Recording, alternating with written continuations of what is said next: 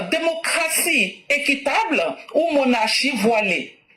Si Félix Houphouët-Boigny avait été franc, il fut le premier président de la nouvelle nation en 1960, après avoir été l'unique décideur du peuple, l'unique interlocuteur de la France. Fut-il élu démocratiquement ou alors, après avoir été désigné chef, je n'en sais rien du tout. Toujours est-il qu'ayant été le premier chef, il a bénéficié de tous les privilèges liés à sa fonction de premier citoyen et père de la nation pendant plus de 3 décennies. Il se faisait réélire tous les 7 ans avec marqué sur le bulletin de vote un seul nom, le sien. Est-ce parce que le peuple n'aspirait pas à un multipartisme apaisé? Bien sûr que oui. Seulement, toute tentative était étouffée dans l'œuf. La révolte des Guébiers, le sort réservé à Sékou Sanogo, cela vous parle? La motivation de Feu Houphouët à se maintenir seul au pouvoir, 2 idées me viennent en tête. Soit il jugeait le peuple pas assez mûr pour le multipartisme, ou alors il avait une toute autre idée dans la tête, la monarchie. J'ai fait mienne personnellement de la seconde idée. Nul n'ignore le désir d'Houphouët d'imposer son peuple comme le plus raffiné et le plus digne de la chefferie en Côte d'Ivoire. Le poids apaisé Laure Baoulé, son histoire familiale un peu retouchée, son désir d'enseigner le baoulé à l'école de la nation en disent long. Et c'est là où je l'accuse aujourd'hui, car il aurait dû poser les jalons plus sains et plus structurés de la jeune nation dont le destin venait de lui être confié. Mais que vaut un chef qui se lie lui-même les mains dans le dos? Un chef qui tient un discours variable, un promo-bâtisseur de pays qui cache une âme de monarque dans un corps de démocrate. Et c'est ce hybridisme qu'il a perdu et par ricochet a semé la graine du régionalisme qui est désormais de mise dans le choix de nos dirigeants et dans beaucoup d'autres choix. Houphouët aurait dû exprimer clairement son désir de faire de la Côte d'Ivoire une monarchie et nous serions dans l'acceptation de ce choix. Il ne l'a pas fait, il n'a pas été capable d'en assumer la proclamation et pourtant nous y sommes. Quelques petites questions me turlupinent parfois. Je me demande pourquoi Yamoussoukro est devenue la capitale politique de la Côte d'Ivoire avec toutes ces réalisations, dont certaines à l'échelle mondiale. Pourquoi ne l'a-t-il pas fait ailleurs? Pouvez-vous m'éclairer la lanterne sur l'importance du rôle que joue Augustin Thiam dans le développement de la Côte d'Ivoire? Et pourtant, il n'est pas sans toucher un salaire. Je vous demande de vous poser des questions que les chanceux qui vivent au crochet de notre pays, sans rien faire de l'air du doigt, prennent conscience des privilèges qui leur sont accordés. Pour rien. Que dalle. Que c'est révoltant. Tout ça nous vient du fait que le premier président voulait se faire passer pour ce qu'il n'était pas. Et après avoir mal engagé ses rêves, aujourd'hui nous sommes dans la merde, il faut le dire. Loin de moi l'idée de faire le procès de quelqu'un qui, plus est, n'est plus de ce monde, mais quand c'est vrai, c'est vrai. Demeurons dans la vérité. Merci et à bientôt. Le grand maître Socrate disait qu'il n'y a pas plus détesté que celui qui dit la vérité. Et chère mère, vous venez d'aborder un sujet qui peut choquer ceux qui ne veulent pas aller au-delà de leur personne pour comprendre la réalité. Ici, nous ne sommes pas en train de faire dans les attaques gratuites contre un cadavre, mais nous sommes en train d'exposer la vérité. Les problèmes que la Côte d'Ivoire vit aujourd'hui, et si nous nous prenons garde, les problèmes que la Côte d'Ivoire continuera de vivre sur plusieurs décennies, qu'est-ce qui a fait naître Laurent Gbagbo? Il y a aussi ces problématiques-là qu'il faut poser et comprendre. En réalité, Mère Blanc touche un problème fondamental qui renferme en lui-même les injustices posées par Félix Houphouët-Boigny. Il n'y a aucune gouvernance parfaite. Mais sous le régime de Félix Houphouët-Boigny, tout le monde le sait. Quand Houphouët a pris la plénitude du pouvoir, sans le dire, il a mis tous les ingrédients pour rendre les Baoulés supérieurs aux autres. Ce sont des vérités, quand on les dit, ça peut choquer, mais pourtant c'est la vérité. Et la culture de cette supériorité, c'est Bédié qui va continuer et avoir le courage de dire ça publiquement. Qui ne sait pas qu'à la présidence, lorsque le conseil des ministres était terminé, des clans se réunissaient pour faire réunion dans réunion. Et c'était des Baoulés. La Côte d'Ivoire a été taillée avec les symboles baoulés. Sans le dire, Houphouët avait préparé le terrain à Bédié. L'article 11 de la Constitution, quand tu vois les différents changements qui ont été faits, ce n'était pas fait pour aider la Côte d'Ivoire, mais c'était fait pour plutôt préserver le privilège d'un clan, et le clan baoulé. Nous n'avons rien contre nos frères baoulés, loin de là. Nous sommes en train de toucher les questions sensibles qui ont créé des problèmes. Et ces problèmes-là vont continuer. Je ne justifie pas ce que Laurent Gbagbo fait. Mais quand tu as créé les conditions pour que naisse un monstre, est-ce que c'est le monstre qu'il faut blâmer? Ou bien c'est celui qui a créé les conditions pour faire naître le monstre? Et c'est là que nous venons pour dire, si les conditions de la création du monstre n'avaient pas été, le monstre lui-même n'aurait pas pu connaître sa présence. À un certain moment, il faut le dire, Houphouët avait trahi l'idéal d'une Côte d'Ivoire multiethnique. Certes, il a imposé la paix, certes, il a imposé le développement, mais il n'est pas allé dans la voie de la vérité pour mettre tous les citoyens au même niveau. Et ce sont les conséquences de ces actes-là qu'il cachait. Et puis les assassinats politiques. Ça aussi, il faut le reconnaître. Les assassinats politiques ont causé beaucoup de frustration. Je prends Biaka Bouda, je prends bien d'autres, je prends Sekou Sanogo, je prends la répression des Dida de Iré, je prends la répression du Sanwi. Ne sont pas restés sans conséquences. Et ces problèmes n'ont jamais été traités avec les solutions les plus vraies. Et c'est ça qui a nourri des rancœurs. Et déjà, depuis qu'on était pété, on entendait que le jour qu'Houphouët sera plus là, qu'il aura la guerre en Côte d'Ivoire. Qui parmi nous ici peut dire que lui n'a jamais entendu ça? Peut-être les enfants qui sont nés en 90, vous n'avez pas entendu ça.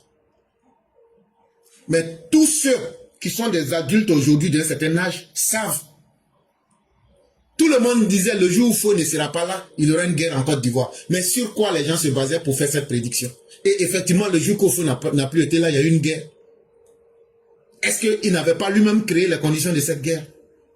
Est-ce que Houphouët a été juste envers les gens du Nord? Quand Bédié a ravagé l'économie sucrière dans le Nord, ce qui devrait, ces industries de sucre qui devraient servir à freiner l'exode rural des gens du Nord, Houphouët a créé de toutes pièces des situations où les gens du Nord viennent dans le Sud et on les voit comme des gens qui viennent chercher du travail dans le Sud. il a toléré des langages où on dit à une partie des Ivoiriens que vous êtes des kangas. Alors qu'il avait les moyens de mettre fin à tout ça. Depuis que vous êtes aujourd'hui avec le temps de Ouattara, vous avez entendu que quelqu'un est esclave de quelqu'un. Oufou a créé une Côte d'Ivoire où il a fait l'amalgame entre les Ivoiriens du Nord et les étrangers. Oufou a fait une Côte d'Ivoire où il a favorisé les Akans. Un Kouame avec W du Ghana peut venir. Il peut se naturaliser et puis il est plus Ivoirien qu'un Ivoirien du Nord. Le Nord avait été abandonné comme si le Nord ne payait pas de taxes. Comme si le Nord ne payait pas d'impôts à la Côte d'Ivoire. Tout ça, ça a été fait exprès. Les seules industries sucrières qui devraient servir à créer un semblant d'économie dans le Nord, Oufoué a laissé Bédié faire. Et Bédié a mis à terre toutes ces industries. Donc il a créé des disparités, pas seulement économiques, mais idéologiques, mais des disparités même en termes de sentiments, de se sentir ivoirien, ou bien parce que Lacan va sentir que lui est plus ivoirien que tout autre, comme l'homme du Nord va se sentir peu ivoirien, parce que lui il est venu au sud chercher du travail, autant que les étrangers qui sont les pays voisins. Donc, c'est Oufoué qui a créé toutes ces conditions. Or, un père de famille, quand tu ne dis pas la vérité aux membres de ta famille, quand tu ne dis pas la vérité à tes enfants, un jour vient où chacun va chercher à découvrir sa propre vérité. C'est dans ça qu'on est depuis 1990. Gbagbo a sa vérité. Les gens du Nord ont leur vérité. Les gens de l'Ouest ont leur vérité. Les Akans ont leur vérité. Est-ce que quelque part, celui qui devrait être le véritable constructeur n'a pas trahi un idéal? Et cette vérité, quand on dit là, ça peut faire mal. Parce que ça choque. Mais nous là, nous sommes des intellectuels. Nous ne sommes pas là pour prendre parti. Nous ne sommes pas là pour supporter. Nous sommes là pour amener les gens à réfléchir. Est-ce que cette manière de trahir le peuple et de laisser des problèmes, de différer des problèmes, aujourd'hui lui il est mort, mais ce sont des enfants innocents qui meurent de sa politique. Est-ce que ça là, on ne doit pas avoir le courage de le dire pour que les dirigeants qui vont venir demain puissent se dire vraiment, il ne faudrait plus qu'on répète cela.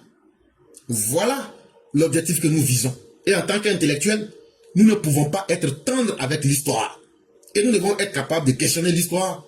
Et je suis plus que fier de Mère Blanc qui a pu réveiller cette thématique de la plus belle des manières. Et c'est une vérité. Et un dirigeant ne doit pas être celui-là même qui trahit son propre peuple. Que Oufoué, qui a été le premier maire de Korogo, ce n'est ni le Sud, ni les Boussoumani qui l'ont élu. Ces vérités-là, il faut les dire. Est-ce que la vraie histoire de la Côte d'Ivoire est enseignée aux Ivoiriens?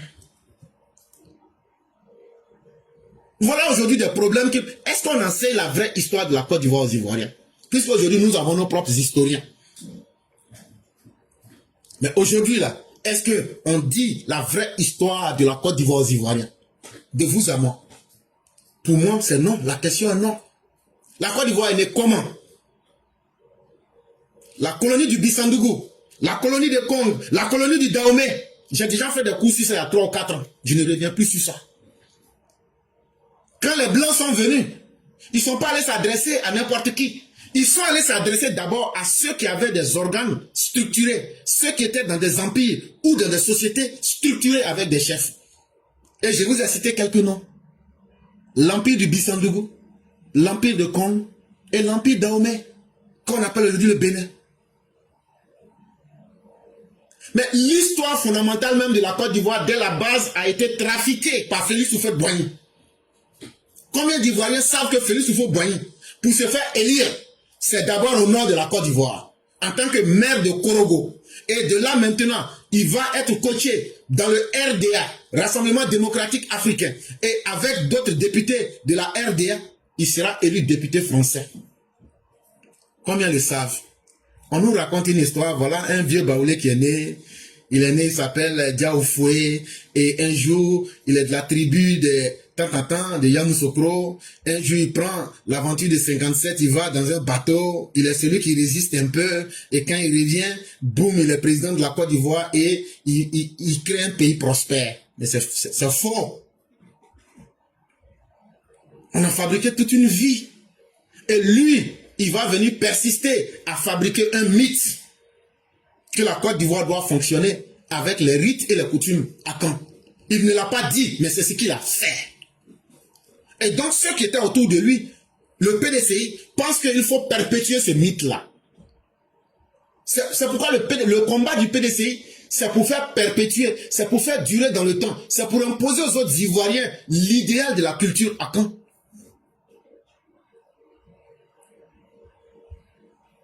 C'est vrai, ce que Kragbo Nyabo a fait n'est pas bien. Mais en même temps, Oufo devrait comprendre aussi que les Ivoiriens devraient être mis au même pied d'égalité. Et cette vérité-là, il faut qu'on puisse le dire. Est-ce que ceux qui sont des véritables sociologues, des historiens et les hagiographes même de la société ivoirienne, est-ce que les uns et les autres seront capables de laisser leurs égos et de dire l'histoire véritable de la Côte d'Ivoire? Voilà le vrai problème de la Côte d'Ivoire. Les populations du Nord, là, les Sénoufos, par exemple, depuis le Paléolithique, sont en Côte d'Ivoire. Les Sénoufos, quand on fait la linguistique, on les appelle les GUR, G-U-R. Quand on classe les grands ensembles linguistiques, depuis le Paléolithique, les Sénoufos sont en Côte d'Ivoire. Les Djoula, là, depuis le 11e siècle. Je dis même depuis le 11e siècle, ils sont en Côte d'Ivoire. Les Baoulés sont arrivés dans la moitié du 18e siècle. Mais est-ce que l'histoire véritable de la Côte d'Ivoire, on va l'écrire comment? Est-ce qu'on va l'écrire en harmonisant les points de vue? Ou bien est-ce qu'on va écrire notre histoire en disant la vérité telle qu'elle a été? Ou bien est-ce qu'on va écrire notre histoire dans le faux? Et on a toujours écrit l'histoire de la Côte d'Ivoire dans le faux. C'est ce qui fatigue les Ivoiriens. Parce que chacun veut que l'histoire soit écrite en sa faveur. Ou lui veut être le héros de son propre film. C'est ça qui fatigue la Côte d'Ivoire. Et tant que ceux qui ont la responsabilité de construire une nation vont pas en venir à une vérité juste, une vérité équitable, mais une vérité vraie, la Côte d'Ivoire ne va jamais s'en sortir. Les hommes changeront, les temps changeront, mais les mêmes problèmes resteront. Parce que dans les maisons, parce que dans les chambres, les parents vont toujours continuer à dire à leurs enfants, c'est nous qui sommes mieux que les autres. C'est nous qui sommes mieux que les autres. Et les autres aussi diront, comme aussi nous, on nous ostracise, nous aussi, nous n'allons jamais laisser les choses se faire. On va toujours aussi se défendre. Et la Côte d'Ivoire va demeurer en guerre.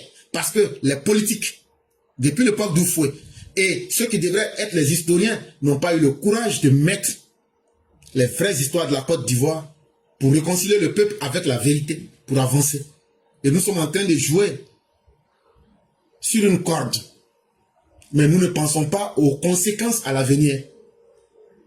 Mais on fait semblant toujours d'évoluer. Aujourd'hui, le concept qu'on prend pour se tromper tous, c'est la démocratie. La démocratie ne va pas résoudre les problèmes de la Côte d'Ivoire. La démocratie n'est qu'un instrument. Et c'est la qualité des hommes qui fait la différence. Tout le monde peut être dictateur comme tout le monde peut être démocrate. Mais que vaut un peuple sans sa vraie histoire? C'est ça qui fatigue la Côte d'Ivoire. Clara, moi je vais dire quelque chose. Franchement, moi quand j'étais petite et quand j'étais à l'école, dans mon livre d'histoire, quand on arrivait sur l'histoire du Nord, on nous disait les envahisseurs. Je ne me rappelle même pas combien de palabres j'ai fait avec envahisseur. Là. Moi, quand tu m'appelles envahisseur, là, il t'attend à midi ou bien à 17h30. Voilà. Parce que j'ai dit, mais quand j'allais trouver, fouiller dans le dictionnaire, et puis j'ai regardé, envahisseur veut dire quoi? Ça me remontait chaque fois, l'éclaireur. Et je veux dire, combien de jeunes élèves ont été aussi comme moi, l'éclaireur. C'est-à-dire la vérité a toujours été cachée aux Ivoiriens. Et ces parents-là ont grandi aujourd'hui avec ça, ils ont inculqué ça encore à leurs enfants. Imagine les gens de notre âge aujourd'hui qui ont inculqué à leurs enfants que le peuple du Nord sont des envahisseurs, c'est des étrangers. Il y a combien de familles qui l'ont fait? Voilà ce qu'on vit aujourd'hui. Et vraiment, c'est pas faux. C'est lui qui nous a créé ça là, c'est notre premier papa. C'est lui qui a créé ça. Et c'est pourquoi Bédier est venu s'appuyer dessus. Babom est venu tout gâter encore. Et nous voilà aujourd'hui dans un problème qu'on ne sait même pas quand est-ce que ça va disparaître. Et la vraie histoire avait été cachée au fait. Jusqu'à ce qu'on a des artistes comme Tiken Jah qui venaient dire que nous sommes arrivés au 16e siècle. Lui-même, il ne connaît même pas sa propre histoire et puis il change son histoire. Vous voyez comment c'était, ils ont tellement menti menti dans les livres d'histoire. Et moi, je trouve qu'il faut que la vérité soit établie. Tant que cette vérité ne sera pas établie, l'éclaireur, nous n'en sortirons jamais avec ce problème de xénophobie, d'étrangers. Toi, tu es étranger, toi, tu es comme ça, là. Je suis arrivé avant toi, là. Ça va jamais finir. Puisque la vérité nous avait été cachée. Nous-mêmes, là, qui sommes de l'époque même de Papa Oufoué, là, la vérité nous était cachée. Et là, combien de personnes ont cru à cette histoire d'Abraham Pokou, qu'on nous racontait ces histoires? Franchement, moi, je trouve que l'éducation nationale doit rétablir la vérité dans les différents livres. Il faut de nouveaux livres pour vraiment comment enseigner la vraie histoire aux enfants d'aujourd'hui. Aujourd'hui, rien ne peut se cacher. Hein. Il y a l'Internet, il y a Google même qui te dit tout. Vous voyez, il y a tout, rien ne peut se cacher aujourd'hui. Donc, s'il y a quelque chose de mensonge, on peut chercher à savoir quel est ce mensonge. Mais avant, en notre temps, on n'avait pas ça. Ce que le maître te dit, ce que le professeur te dit, c'est en cela que tu crois. Vous voyez, donc aujourd'hui, on ne peut pas dire qu'on n'a pas les moyens de s'instruire, on n'a pas les moyens de connaître la vérité. Voilà pourquoi Dieu, étant fatigué du mensonge qui se propageait, Dieu a mis aujourd'hui l'Internet là, et puis les réseaux sociaux qui sont là aujourd'hui, la vérité est en train de s'établir, parce que Dieu même dit, le monde m'appartient. Quand je vois qu'il y a trop de turpitudes là, je remets l'ordre. Regardez comment le monde est en train de devenir. Aujourd'hui, les gens en Côte d'Ivoire qu'on traitait de sous-hommes, c'est eux-mêmes les vrais hommes de la Côte d'Ivoire. Vous voyez, donc Dieu là, il établit. Il met toujours son ordre quand l'heure vient. Et je trouve que l'heure, il y a une ère qui est en train de passer aujourd'hui, qui est en train de passer pour montrer l'ère de la vérité. Et en Côte d'Ivoire, nous avions cette ère-là aujourd'hui, avec Papa Ado. Grâce à Papa d'aujourd'hui, Dieu savait que Dieu même a ses plans, quoi. Le plan de Papa était déjà tracé chez Dieu. Sinon, si Papa au fond ne venait pas Papa de là, on allait demeurer dans ce qu'on était là. Il n'y a rien à faire. Mais comme Dieu lui-même, il savait que le peuple du Nord, c'est un peuple qui a assez souffert. Le peuple qui s'est battu même pour ce monsieur. Papa Oufoué a été le maire de Korogo. Le premier maire a été le maire de Korogo, Papa Oufoué. Ce sont les Nordistes qui l'ont soutenu jusqu'à ce qu'il arrivait où il était. Mais lui, à son tour, il a essayé de nous engloutir, montrer que le Nord n'était rien, nous n'étions rien, nous sommes des envahisseurs. Franchement dit, aujourd'hui la vérité doit s'établir. Et c'est avec cette vérité aujourd'hui qu'on va se respecter. Regardez, la Miss Nord de Côte d'Ivoire vient du Nord-Net là. Miss Côte d'Ivoire vient du Nord-Net, voilà un problème encore. Franchement dit, cette histoire-là, moi je me dis, il faut des vérités, il faut des enseignements pour vraiment inculquer ça à nos petits-enfants. Parce que moi, je trouve que nous autres là, à cette génération Babo là, ça n'a pas quitté dans les têtes. Ça c'est clair. Mais au moins les petits qui vont pousser, les pépinières qui vont venir après là, faut pas ils vont grandir avec ça. Au moins ils n'ont qu'à chercher à dire à leurs parents, papa, toi tu me dis ça, mais pourquoi on dit ça? Ils n'ont qu'à mettre ça face à face de leurs parents. Vous allez voir qu'on va créer une nouvelle Côte d'Ivoire derrière nous. Et même si nous sommes déjà partis rejoindre Dieu, ça va trouver que nos enfants seront en paix derrière nous. Mais la Côte d'Ivoire, vraiment, il y a une plaie. Et cette plaie là, c'est Papa Oufoué qui a commencé. Franchement dit. C'est Papa Oufoué qui a commencé tout ça et puis on est dedans depuis là, ça finit pas là.